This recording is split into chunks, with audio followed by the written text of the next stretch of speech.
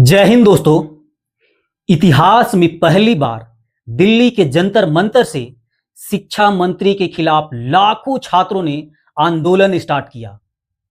आज इस आंदोलन को करीब 1 महीना होने को है, मगर बीजेपी के कोई नेता या कोई मंत्री तक इस आंदोलन को देखने नहीं आए।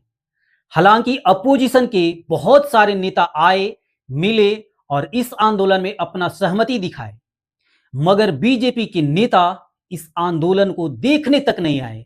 महज 10 मिनट का दूरी था दोस्तों, मगर किसी तक ने पूछने तक नहीं आया कि आप आंदोलन क्यों कर रहे हैं। आज लाखों छात्र इस आंदोलन में भाग लिए हैं और ये लाखों छात्र मजबूर होकर संसद की तरफ जा रहे हैं, मगर सरकार के द्वारा इन पे लाठी चार्ज करवाया जाता है, आंसू के गोले छिड़काए जाते हैं, मगर छात्रों की हिम्मत टूटी तक नहीं और छात्र बढ़ते जा रहे हैं और ये अपना संसद की तरफ कदम बढ़ा रहे हैं। सबसे बड़ा सवाल यह है दोस्तों कि क्या लाखों छात्रों की आवाज फिजूल है? क्या सरकार उनकी आवाज को नजरअंदाज कर रही है? ऐसे छात्र जो देश का भविष्य होते हैं, जो देश का रीढ़ होते हैं, उनके लिए भी अगर सरकार उनकी आवाज नहीं सुने तो आखिर लाखों छात्र कहां जाएंगे।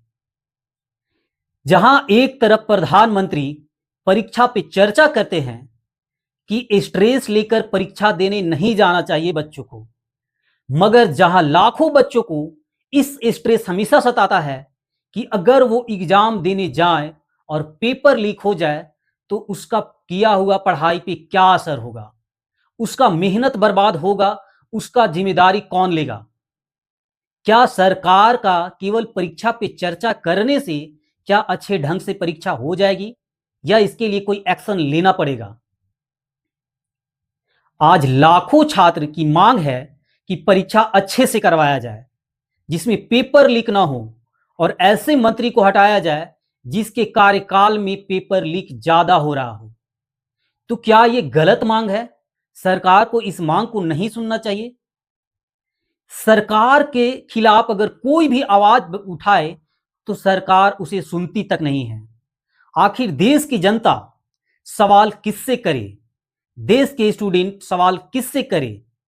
अगर सरकार ही देश के स्टूडेंट का जवाब नहीं देगी तो इसका जवाब कौन देगा? अगर सरकार से आप एजुकेशन पे बात करो तो कोई जवाब नहीं मिलेगा। सरकार से अगर आप एग्जाम पे बात करो तो कोई जवाब नहीं मिलेगा। पेपर लीक पे बात करो तो जवाब नहीं मिलेगा। आप पेट्रोल के उठाकर ले लो, उस पे बात करो तो कोई जवाब नहीं मिलेगा। बेरोजगारी पे जवाब नहीं मिलेगा, भ्रष्टाचार पे जवाब नहीं मिलेगा और न ही आपको गरीबी पे जवाब मिलेगा, बल्कि उन लोगों के खिलाफ कानूनी कार्रवाई कर दिया जाएगा और उन्हें जेल में डाल दिया जाएगा। सबसे बड़ा सवाल यह है दोस्तों कि जो बच्चे इतना मेहनत कर रहे हैं, पढ़ रहे हैं, लिख रहे हैं, उसके बावजूद भी अगर उनका पेपर लीक हो जाए और वो सवाल ना उठाए तो क्या करे? सरकार भी इनकी सवाल न तो देख रही है और न ही इसके लिए आवाज उठा रही है। आज एजुकेशन सिस्टम इतना भ्रष्ट हो चुका है कि आप सोच भी नहीं हो सकते हैं। एनईपी लाया गया था, न्यू एजुकेशन पॉलिसी के तहत क्या किया गया दोस्तों? इसे जमीनी स्तर पे उतारा गया? कहीं नहीं। आज जो भी पेपर करवाया जाता है, एजेंसी गलत क्वेश्चन सेट करती है, उसके लिए पैसा किसे देना पड़ता है? स्टूडेंट को देना पड़ता है। मतलब गलती तुम करो, उसके लिए पैसा हम दे। सरकार इसके लिए भी कोई आवाज नहीं उठाती है। आज लाखों छात्र जंतर मंतर पे मजबूर होकर वहां पहुंचे हैं और सरकार को यह दिखाने का काम कर रहे हैं कि आप तानाशाही हो चुके हैं, आप छात्रों की आवाज नहीं सुन रहे हैं, इसीलिए मजबूरन हमें यहां आना पड़ा है। सरकार तो इतनी डर गई है कि सोनम वांगचुक को मजबूरन वहां से उठा कर ले गई। क्या आम जनता को अपनी आवाज उठाने का भी अधिकार इस देश में नहीं है? हम एक ऐसे लोकतांत्रिक देश में रह रहे हैं जहां सवाल उठाने पे भी पुलिस के द्वारा कार्रवाई किया जाता है। क्या यह सही है? कमेंट करके बताएं।